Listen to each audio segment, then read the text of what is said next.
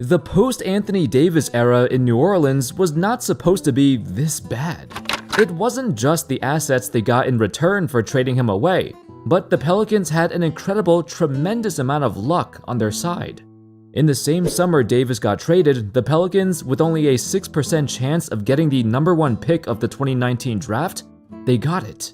They got the first pick and used it to draft generational talent Zion Williamson. The pass from Barrett takes him to the rim. One from Trey Jones. He'll love it. Zion finishes. Burns it home with a right hand. Wow. A player who was deemed a freak of nature. The most anticipated prospect since LeBron James, just due to his sheer size and physical capability. A 6'6", 300-pound beast of a human. There was no doubt in anyone's mind that Zion would be the future face of the NBA. Or at least he was supposed to be.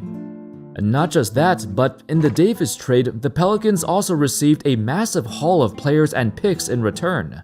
A package that was big enough to kickstart their rebuild and begin a new era of basketball for this franchise yearning to capture their first championship. And Brandon Ingram. Man, did he sail and elevate. Incredible. In fact, back in 2019 and 2020, they were widely considered as the team with the brightest future, just with how many assets and hopeful young prospects they had. The current-day Oklahoma City Thunder is what the Pelicans were expected to become. Yet, it seemed like every single year something goes wrong, from botched trades to mismanagement to some good contracts and good draft picks. In this video, let's take a detailed look at everything good and bad that happened to the New Orleans Pelicans in the post-Anthony Davis rebuild, and what's in store for this young franchise hoping for a miracle to happen. Cause, oh, they definitely need a miracle. They are not trading AD. He's with them for the rest of the season. There were a lot of front offices around the league who just assumed, well, they're going to sit him down the rest of the season. He is their most precious asset. The 2018-19 season for the Pelicans was marked by one single decision. The decision to sit out Anthony Davis until a trade was found at the deadline. That was the initial goal, to trade him before the 2019 deadline. But as we all know, that didn't happen. This sparked a league-wide discussion and subsequent investigation because there was something clearly wrong here. While it's common for teams to sit out their players if they want to trade them, just as a precaution in case they get injured while playing, this situation with Davis was far more severe. In reality, the Pelicans had plans to sit him out for the rest of the year. Even if a trade wasn't found by the deadline, they wanted him to keep sitting out until the summer, or whenever a trade would be found, in a futile attempt to preserve his health.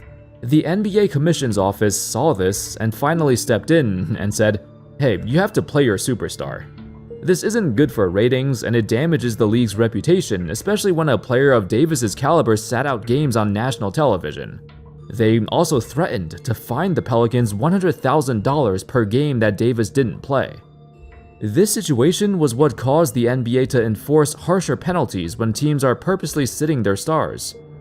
Eventually, the Pelicans caved and started playing him again, but in limited minutes as he finished out his final year in New Orleans in quite the unceremonious fashion, attracting so many boos from the home crowd on a nightly basis. Basically, there was a dark cloud looming over the Pelicans this entire season, with the future more uncertain than it's ever been before. When the Anthony Davis trade to the Lakers finally happened, the entire city collectively breathed a sigh of relief that this era is finally over, and they were ready to move on. And at forward, number 3, Anthony Davis. The Davis trade happened on July 6, 2019, but a few weeks before that was the draft, where the Pelicans, despite only having the 8th worst record in the league, lucked into the first pick with a 6% chance. A 6% chance to change their franchise forever. And to really assume the mantle that Anthony Davis leaves behind after the trade and be the face of a franchise in New Orleans. In addition to Zion Williamson, the result of the Davis trade netted them these additional players, along with future draft picks that turned into these players. Then, through a bunch of more trades, the Pelicans leveraged those picks and players to acquire CJ McCollum and DeJounte Murray. Thus, after 6 years, the trade looked something like this. Davis for basically 4 players who currently make up the core of the roster. But let's rewind a bit.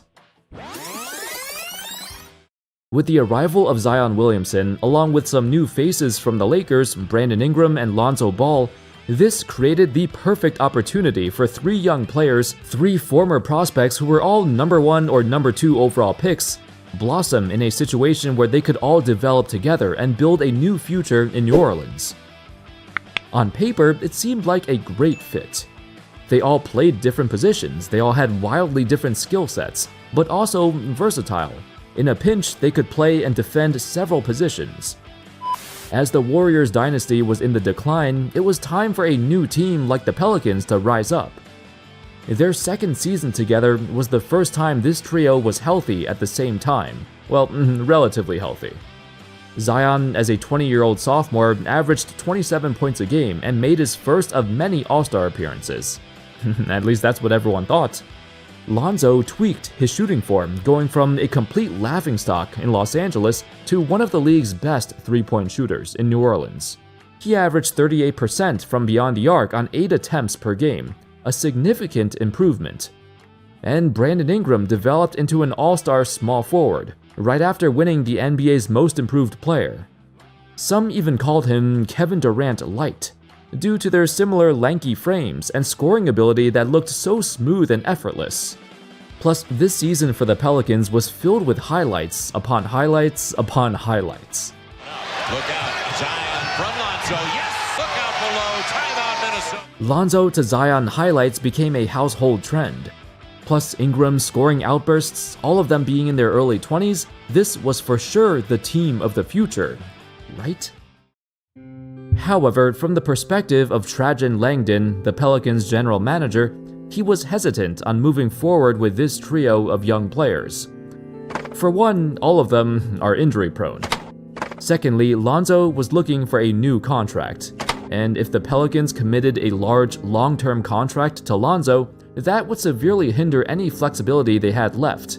Lonzo was set to become a free agent in the summer of 2021, and Langdon did not want to commit so much money to a guy of his injury history. In hindsight, he was correct. Oh, they dodged a bullet with Lonzo. The Pelicans instead initiated a sign-and-trade to send him to the Bulls, and Lonzo proceeded to miss 2.5 seasons with lingering knee problems, which Langdon predicted. With that being said, they still couldn't find an adequate replacement for him.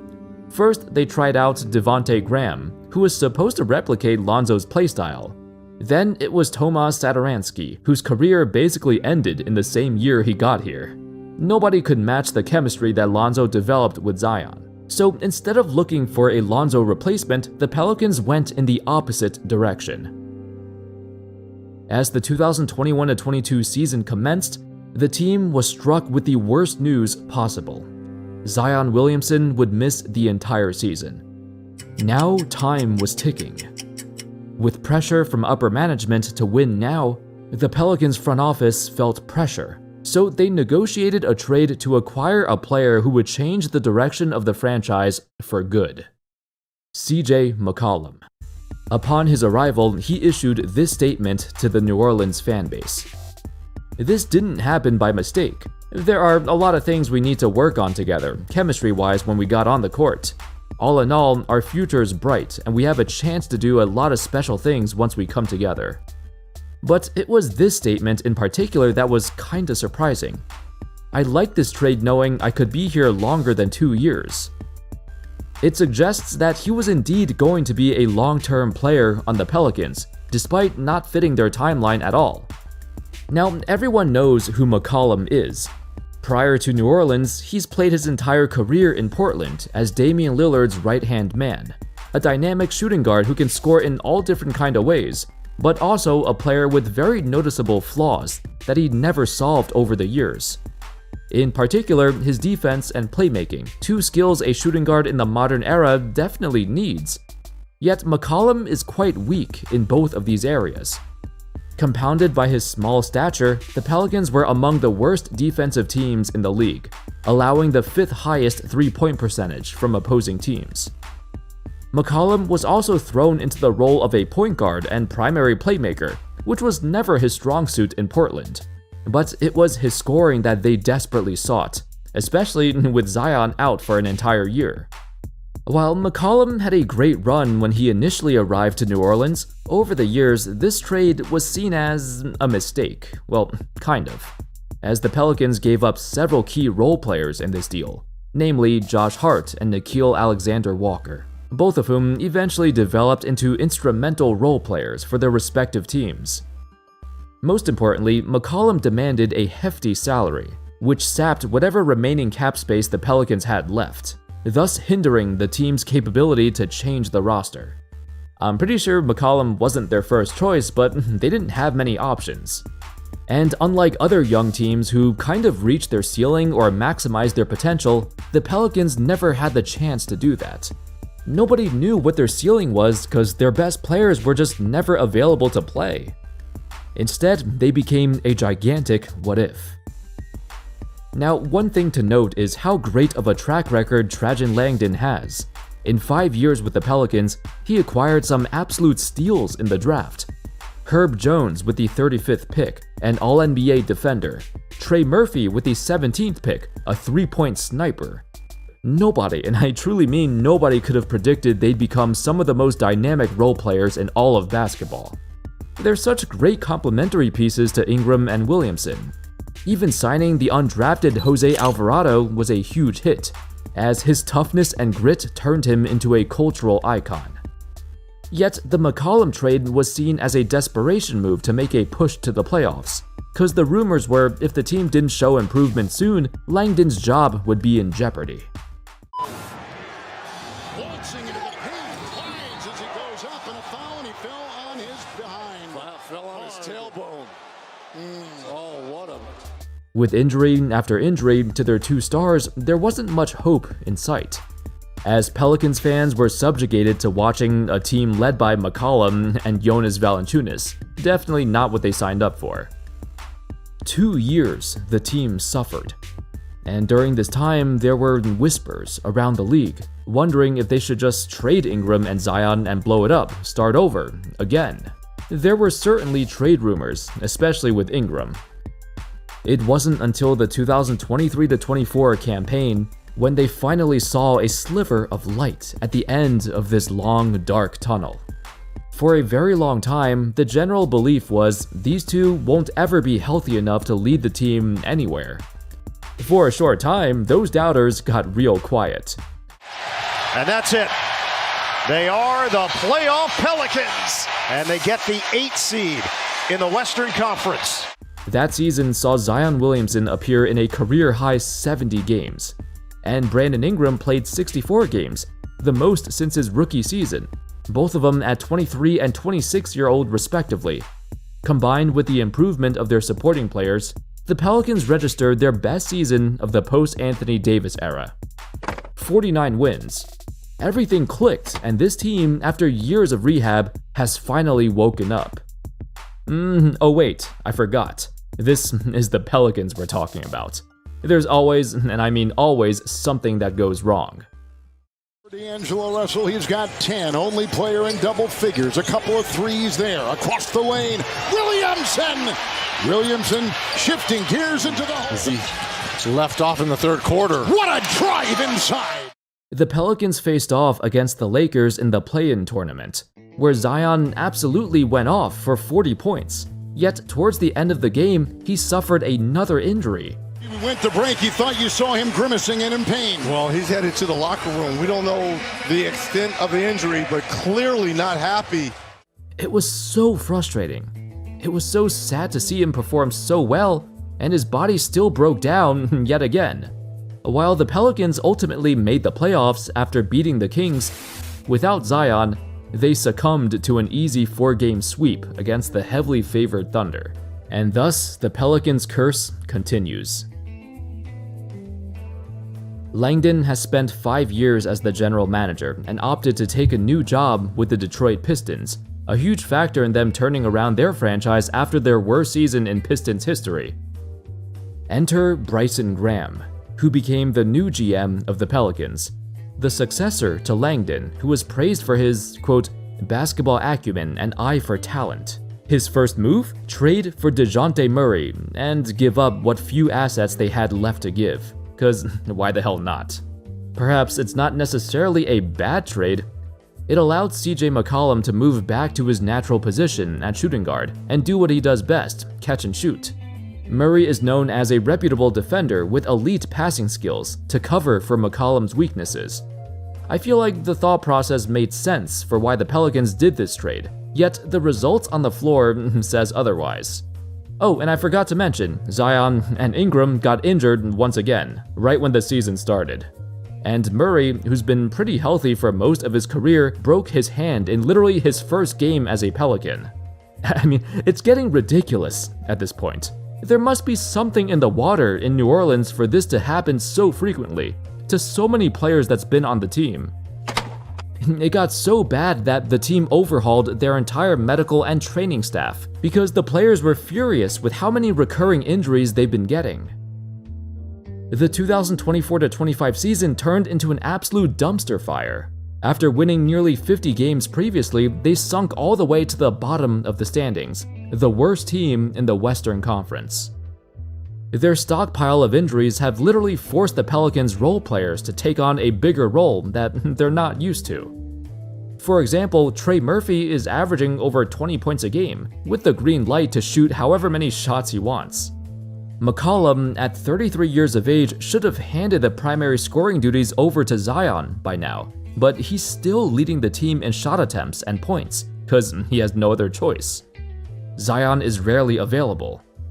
Murray was brought in to be a playmaker to help set up their two stars, yet he's forcing himself to score. It's an all-around hopeless situation, and with Ingram's recurring injuries, there's no end in sight, no timetable for his return. Only rehab. Only turmoil for a team that was once considered the future of the NBA. Zion's lingering injuries stem from his hamstring problems. Ever since he busted his hamstring against the Lakers, he's had issues with it. Actually, all of his injuries have been in the lower part of his body.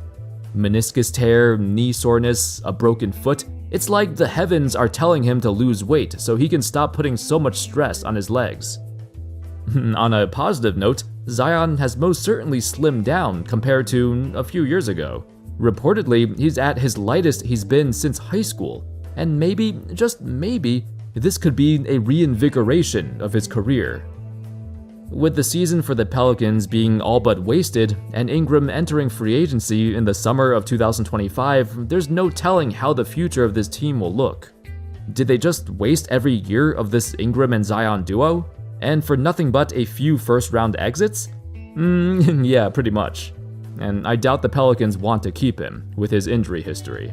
Ingram reportedly turned down a contract extension of $50 million per year, so maybe the Pelicans do want to keep him. He's just stupid and thinks he deserves more.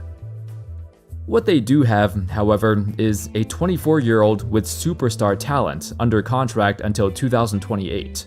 As long as Zion could actually suit up and play, you've got a guy who can carry a whole franchise on his back, and hopefully not rupture his hamstring while doing so. Away. It is taken away. Uh-oh. Showtime. Go for it. Pels by 4. That sums up the New Orleans Pelicans in the post-Anthony Davis era. It's been a tumultuous saga, an all-star duo that never reached their potential, which led to the franchise scrambling and making moves that they probably shouldn't have made in the first place. What are your thoughts on this team? Do you see Zion ever getting it together? Will there ever be a time when the Pelicans can build a championship contender around him? Or is it too risky? Let me know in the comments. Thank you all so much for watching. I hope you all enjoyed the video, and of course, as always, I'll see you next time. Peace.